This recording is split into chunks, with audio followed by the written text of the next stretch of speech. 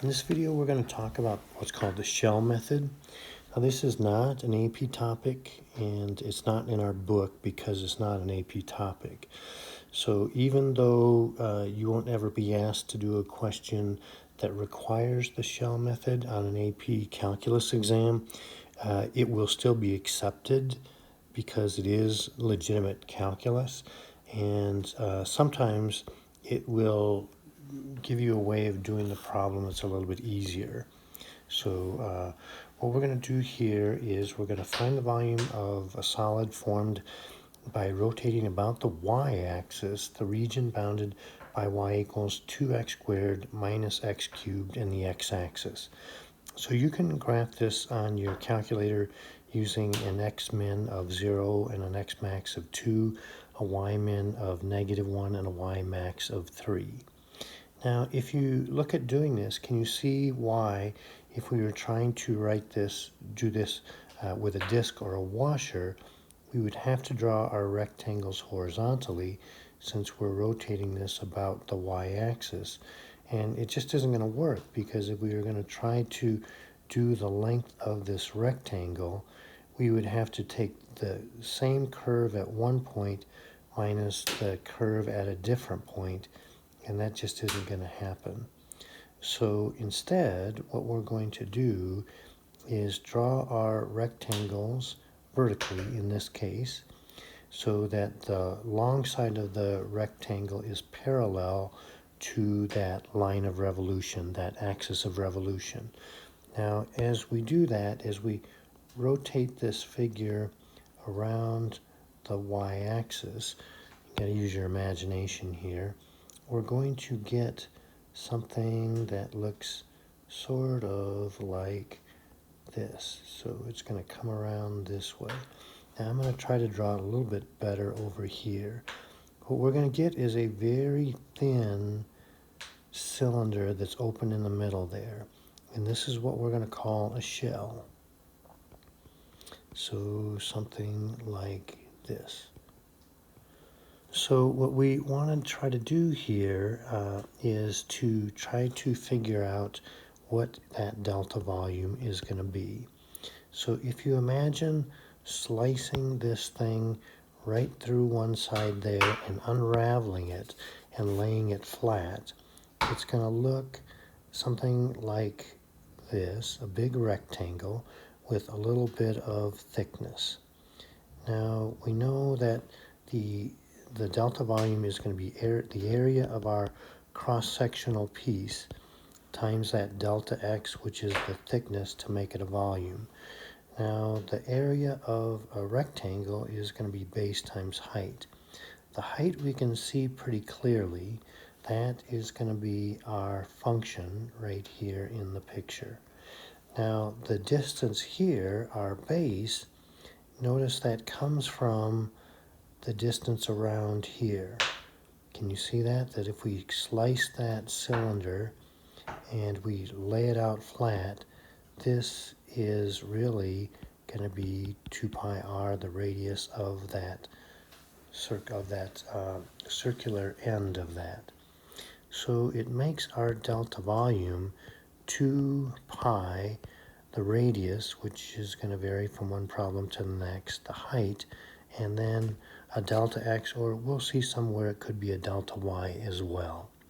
So that's going to be our delta volume, and then we will integrate that. To get the volume, we will pull the constant out, and we'll go from wherever the beginning and end of our region is, and then it's going to be a radius, which will, in this case, the radius is going to be that I need a different color here, the distance from the axis of revolution to our rectangle is going to be the x-coordinate of that point. So our radius is going to be that x, and our height is going to be this distance right here is the height of our shell, and that is going to be, in this case, just our function, and then the delta x becomes a dx. Okay, so the question comes up often is So in this case, oh, I'm sorry, we have an actual example on our hands here. So in our case, our delta volume, I'm going to put it over here, is going to be 2 pi. X is the radius, and the height is going to be the 2x squared minus x cubed, and then we've got a delta x. So our volume, we're going from 0 to 2, so it's going to be 2 pi, and our integral will be from 0 to 2.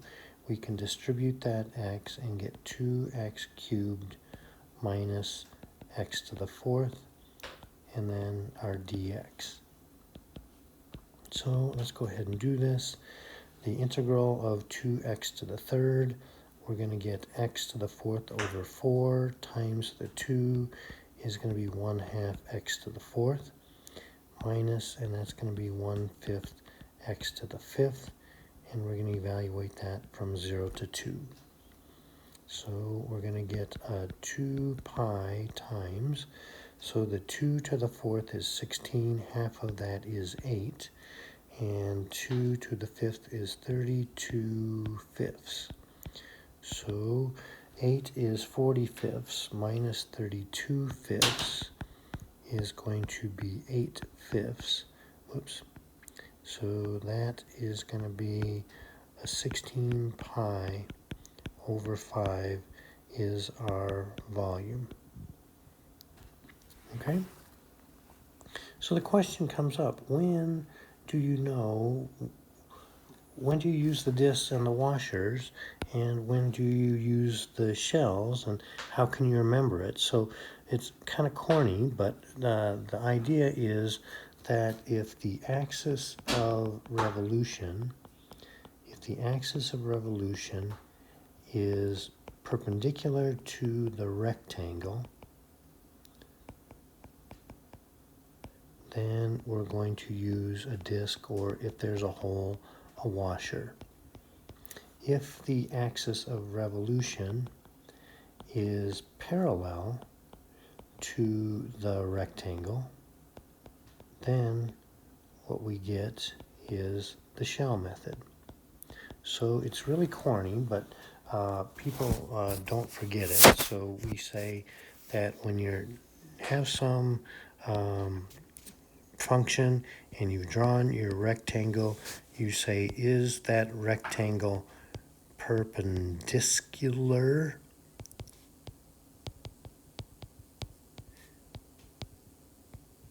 or is it parallel to that line of revolution? So if this was our rectangle and it was vertical, if we had our axis of revolution was perpendicular, we would use a disc or a washer. If our axis of revolution was parallel to the long side of that rectangle, then we're going to use a shell method. Okay? So that's a nice way of remembering it. It is a little bit on the corny side, but we can live with that. So let's find the volume of the solid formed by revolving about the x-axis, the region bounded by x equals e to the negative y squared from y equals 0 to y equals 1. To see this on your calculator, we can graph y equals e to the negative x squared and use an x window going from 0 to 1 and a y window also from 0 to 1. Unhighlight the y1. So once you've entered the y1 equals e to the negative x squared, left arrow onto the equal sign and hit enter to unhighlight that, so it's not going to graph that. Then go to the draw menu, which means you're going to go second and hit that program button. Go down to option number 8 is the draw inverse, hit enter, then go to y1 and hit enter again, and it will draw this. It's kind of remarkable. It doesn't find the equation in any way, but it plots point by point. It takes, it plugs in an x value, gets the y value, switches them, and then plots that point. So it's pretty remarkable that it can do it at all. And actually pretty quickly as well. It's very surprising. I think. So what we're going to do now is, this is the graph we're talking about. The yellow is what we saw on our calculator. It's the inverse of e to the negative x squared, and that's what we're talking about, is x equals e to the negative y squared. Now we want to revolve this around the x-axis. So you can see that it would be very difficult to try and make our rectangles go perpendicular so that we could use a disc or washer, because since that would be a delta x, we would have to rewrite this y in terms of x. So that's not going to be not really very workable. So instead, what we're going to do is to draw our rectangles horizontally, okay, and then we're going to spin it around the x-axis.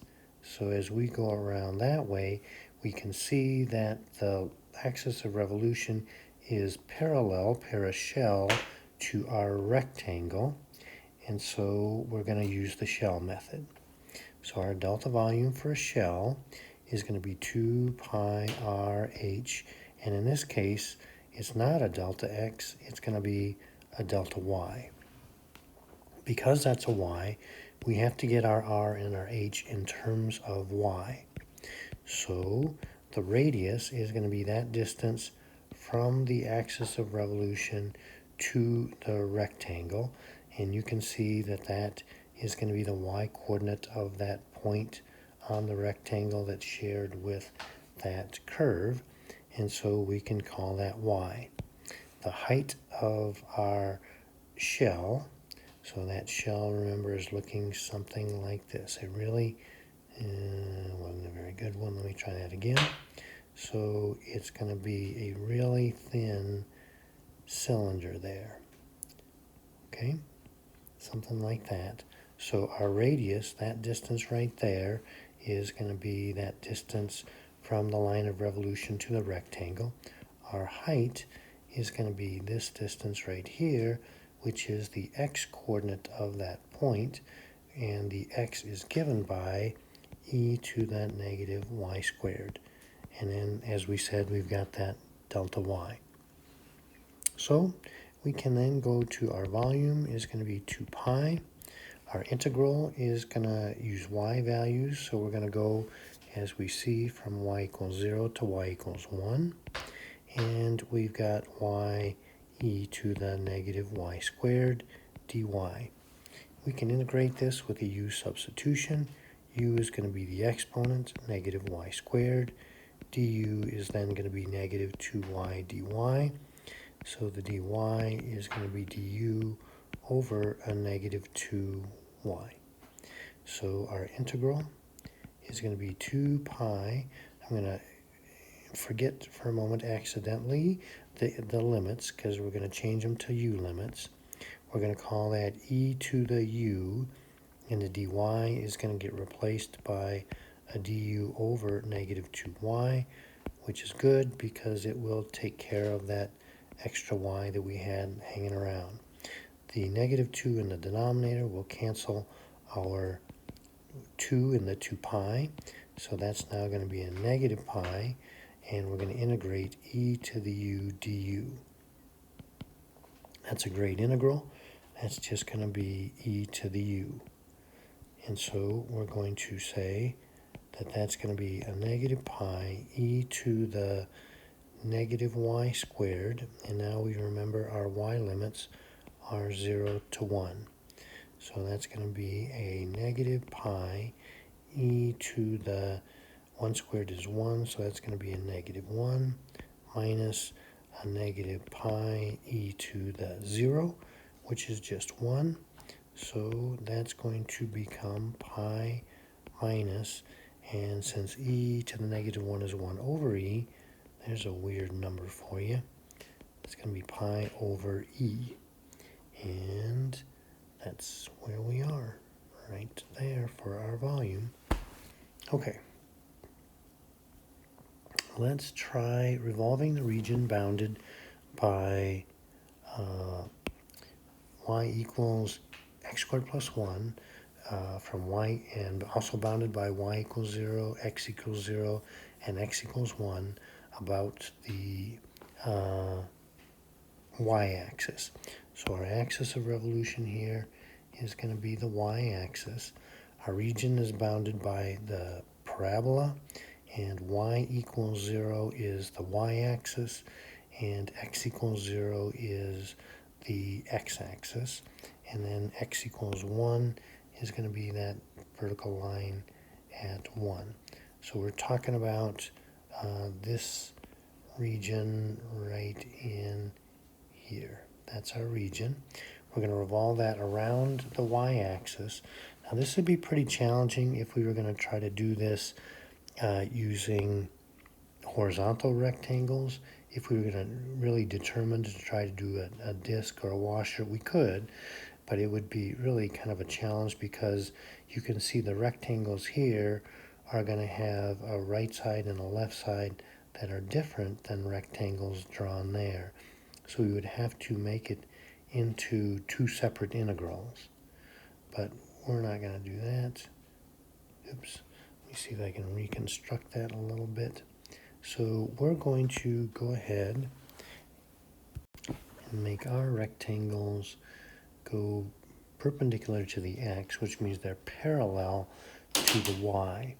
So since we're revolving around the y, we're going to get our parashell. So we're going to use our shell method. So I'm going to redraw it here a little bit so we can see it. It's going to be really thin because it's only a delta x in thickness, and it's going to look something like that.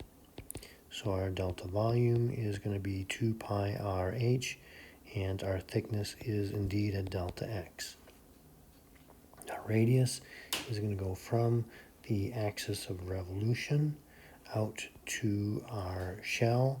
That's going to be that x coordinate of that point.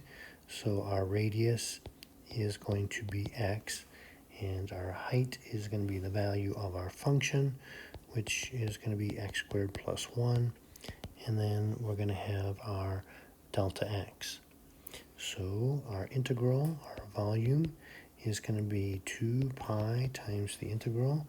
We can see we're going from x equals 0 to x equals 1. So those are the limits. If we distribute that x, that's going to be x cubed plus x dx. That's a pretty doable integral. So we're going to get 2 pi times, that's going to be a 1/4 x to the 4th plus a 1/2 x to the 2nd. And our limits are nice ones.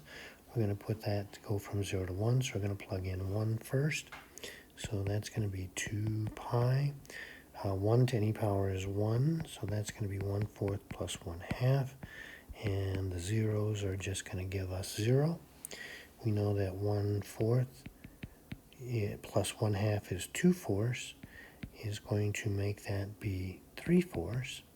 So we can cancel our 2, and our volume is going to be 3 pi over 2. Okay, let's take a look at another example. So here we're going to say that our volume of the solid formed by revolving about the line x equals 2, the region bounded by y equals x cubed plus x plus 1, y equals 1, x equals 1, and you can graph this on your calculator from 0.02 on the x and 0.3 on the y. So we should probably look kind of carefully here about what exactly is our region. So we're going to be bounded by the blue curve, x cubed plus x plus 1. Y equals 1 is that yellow curve, and x equals 1 is the green curve. So we're talking about this region right in here. And we're revolving it around that red dotted line, x equals 2. So we can make our rectangle something like this, and we're going to revolve that around that line, x equals 2. So our solid is going to be a shell, something like that.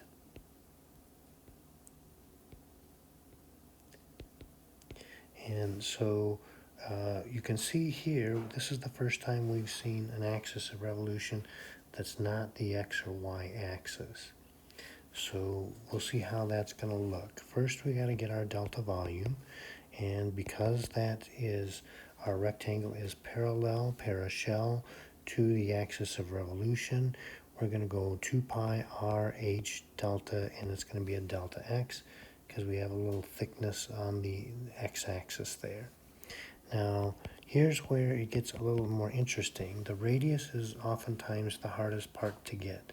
The radius, remember, is going to be our distance from the axis of revolution to the rectangle.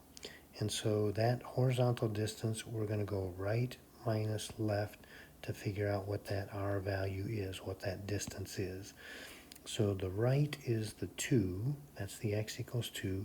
The left is going to be the x-coordinate of that point. So our radius is going to be, in this case, a 2 minus x.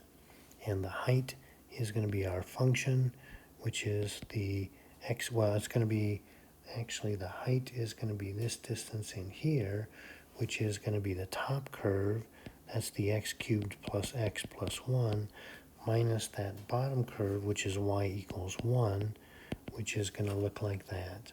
So a little cleanup here. We have 2 pi, we've got 2 minus x, and then that's going to be x cubed plus x and a delta x. Now, sometimes people worry about what the limits are going to be, and they're worried about the whole. It is much simpler to do in the shell method than it is with our washer method. The whole is going to be accounted for just by our limits of integration. So we're going to integrate just over this region here, which is from 0 to 1. Now remember, each little delta x that we're adding up is going to be this shell. It's going to wrap around there, and we're going to get, even though we're counting the slices along here, it's going around each time. So each of those little slices is giving us a shell, and so we're kind of building it all the way around as we go. At any rate, our limit is going to be just 0 to 1, and then we're going to have our 2 minus x times the x cubed plus x, and that's going to become a dx. And you can do that, multiply it out and integrate it if you like. I'll just tell you, if you want to check it, the volume is going to turn out to be 29 pi over 15. Or if you just want to throw it on your calculator and use FN integrate, you can then check it by seeing if 29 pi divided by 15 is the same decimal number. Okay? Well, that's the beginnings of shell method.